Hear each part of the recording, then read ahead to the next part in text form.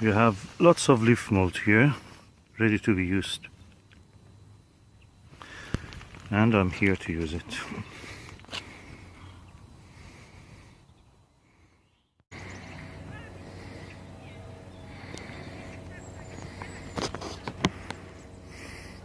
No electricity, no running water. Allotment is just depending on the manpower. I'm not using even a shovel because it's difficult with a shovel to to dig this compost heap. I just use my hand. I'm just wearing gloves just to keep clean a little bit or protect from the any sharp objects if it is in the compost heap. And yeah, no electricity, no running water.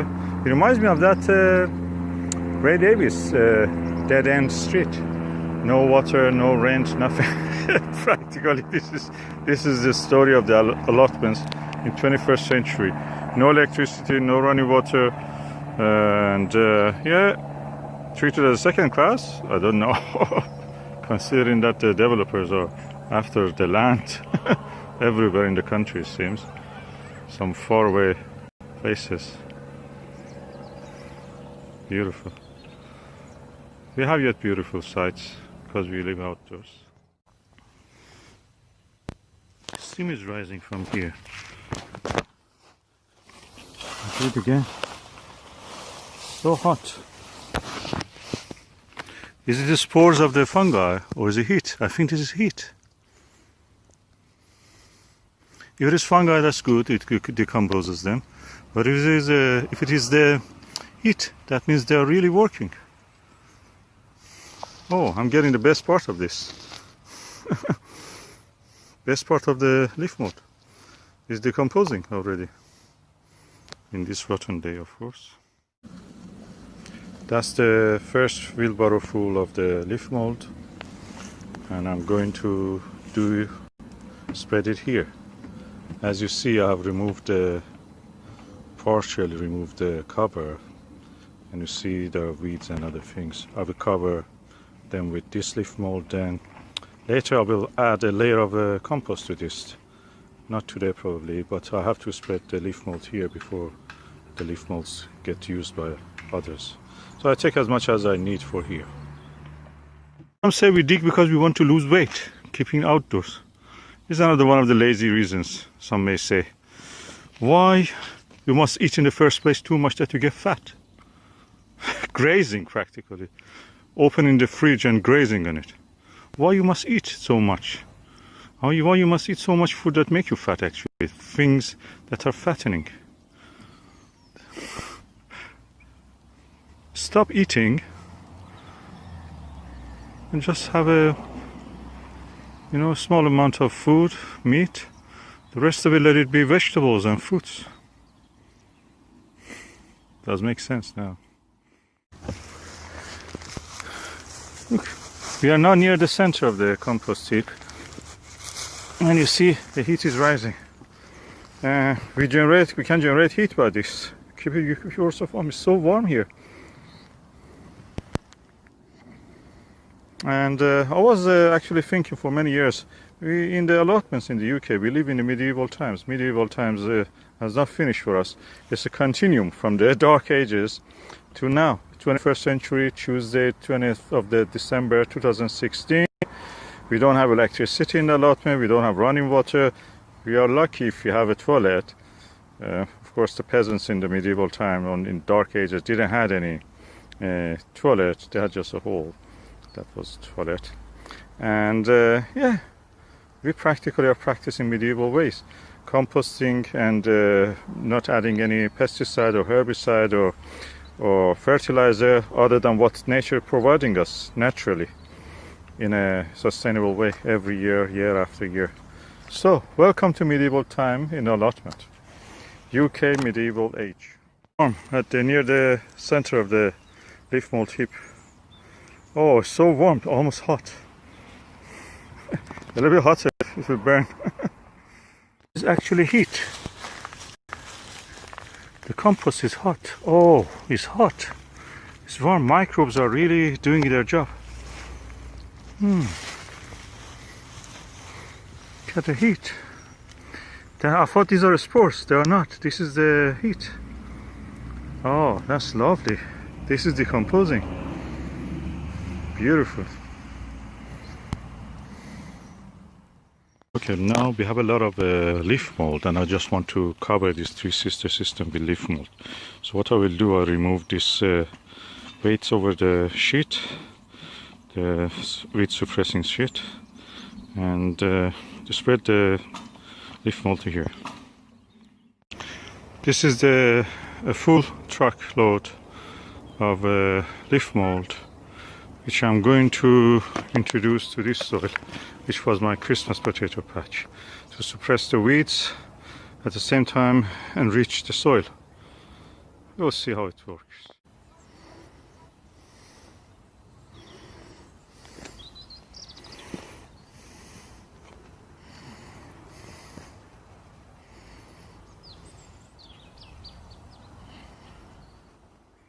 Long time that I'm thinking that allotments in the UK are remnants of the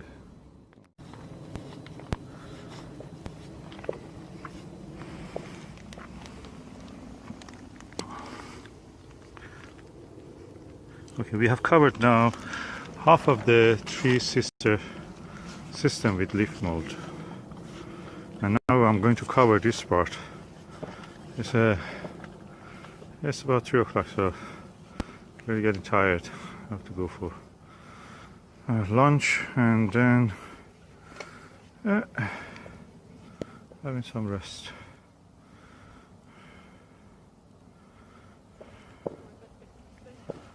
I like these colors. These are oak leaf.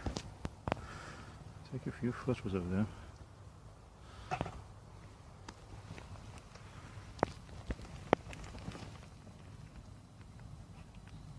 Now I understand why they call it leaf mold. They were molding, and those steams I was seeing rising from the leaves, they were actually spores of the fungi. Mold, leaf mold. The name is on it.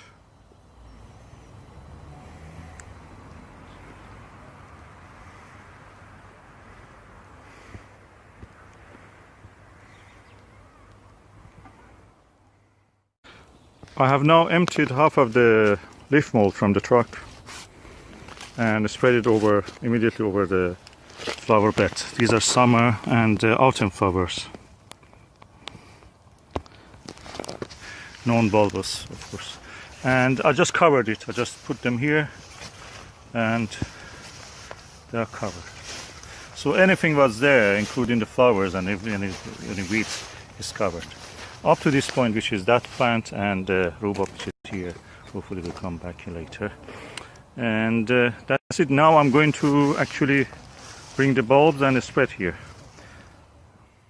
Bulbs here, which I'm going to do today. So instead of going to plant them normal way that usually I do, I'm going to use the Nordic method. I did it once and the result was very good, but since I brought the chickens in this side, I cannot do it anymore like that, because the chickens practically destroying the bulbs. This was the original call it tulip alley, and as you see here, tulip street, all the tulips are out. Chickens have dug them. So what I have to do, I will transfer everything the other side, Nordic.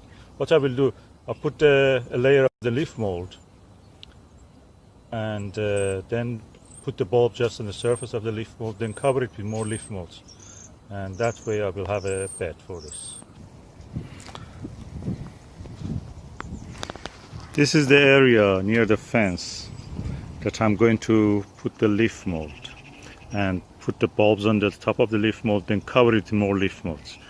And this was my flower bed, one of my flower beds. So I'm going to do this year here all the bulbs also, including the ones that I have in the pot already. So let us see how it will be. Okay, I have now brought the bulbs. As you see, lots of daffodils. Anywhere I go, I just get a few from them just to see how they compare and contrast to each other. And different daffodils, different again premium bulb collection daffodil blend, again daffodil, again some of this Muscari armeniacum, and again tulips and some crocus. And for opening them I use my trustworthy lovely Christmas present, which is my opaline knife. This is number 8. I'm going to open and just use it immediately. Okay, this is the opaline knife.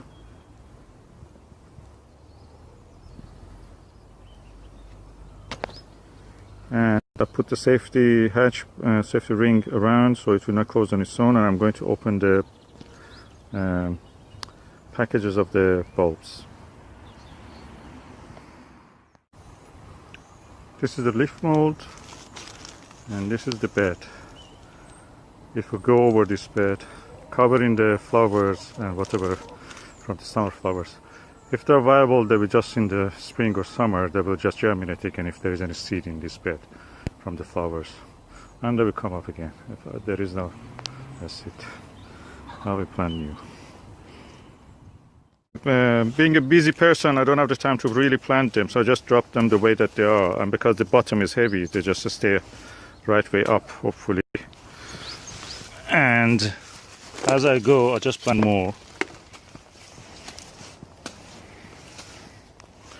Unless this is going like this, which was the roots way up, so I just drop them like that until all is planted. Of the bulbs from 3 pots, those large pots, and I'm going now to spread them here, and there's a few of them remain, so I will continue to do it. You have dahlia and other things that a lot of crocus also. Bulbs I got from the pots. They're huge, the size of an onion.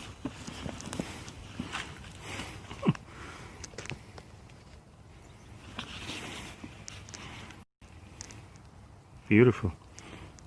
And they have lots of bulblets. Just want to show this Morrison bulb that I got. They're written £3, but actually they were on sale for £2. And look at the roots. The roots are growing. It means they're ready for planting. And so I just drop them there and hoping that they'll grow.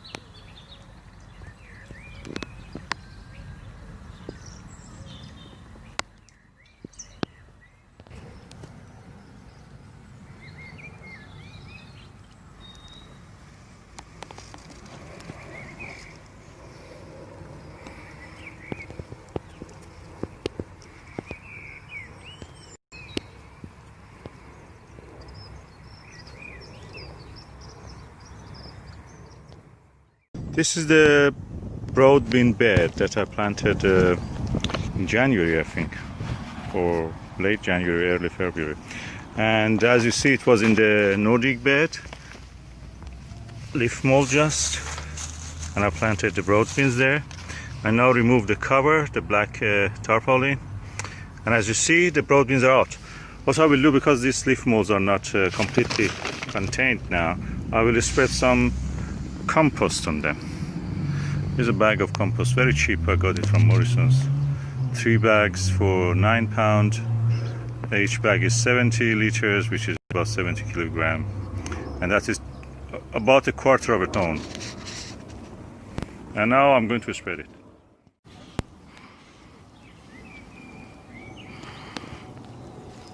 Sometimes we don't notice what we have. And I was watering the Three Sisters system, and the beautiful smell of the flowers of broad bean filled my nose. So I remembered what Sean was telling in the horticultural channel, showing the leaves of his broad beans, and they looked very thin and kind of without any width and pointed kind of leaves. I just wanted to see how is mine. I look at it and I see that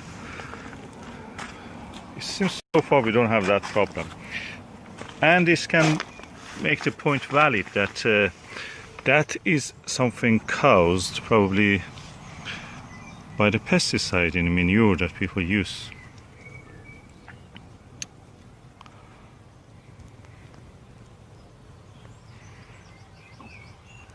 I have not used any manure. This was just the soil. I planted my potato last year in it, Christmas potatoes, and then I just topped it with some thick layer of the leaf mold. And then when I planted this, I also added a little bit soil to this compost, and that's it. That was it. And so far we have got away with this. I want to show what my neighbors has done, so see if it is the same observation. By the way, I can see that ants are now climbing the growing stems of the broad beans. That means they are bringing their black flies there, so we have to be careful. And the broad beans of my neighbor, I don't see anything on that. No thinning or narrow kind of leaf on the tip. So that is unique to what Sean was showing in his horticultural channel. So that's it, Sean. I think that you may be right. This can be a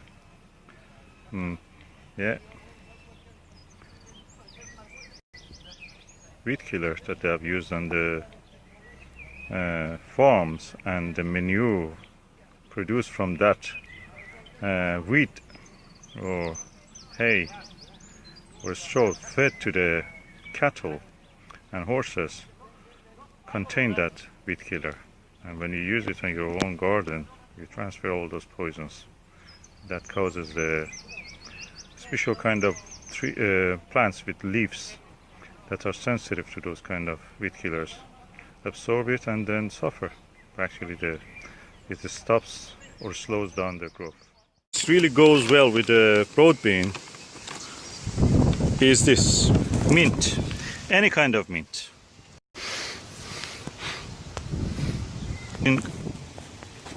including all this mint that we have here. It goes really well with broad bean. You are going to enjoy this tonight.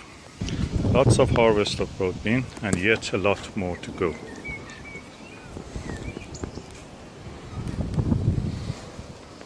Especially Monica, which is really good variety.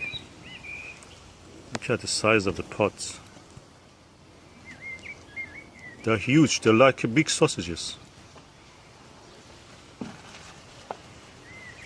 Compared to the hair spring shaft, they're really good and onward. Just for the sake of comparison, look at this broad bean. How massive it is. If I open it, you can see the inside. You can say these are the biggest The broad beans I've seen in the UK so far. I've never saw such a big beans in any broad bean. These are massive. They're almost 1 inch in size. And this one has given 1, 2, 3, 4 large beans. And as you see, there is a lot more to harvest. I think I will harvest them now. Everything on this plate is from allotment: eggs, broad beans, peas, the fennel, the mint. Salt is not from allotment. Lettuce, cut and come again, and iceberg. What I can say that the fresh broad bean, it melts in the mouth. It's so beautiful and delicious. It's such a beautiful thing this time. When you cook it fresh, that's what happens. If it was old, that would have not been tasty. It melts in the mouth.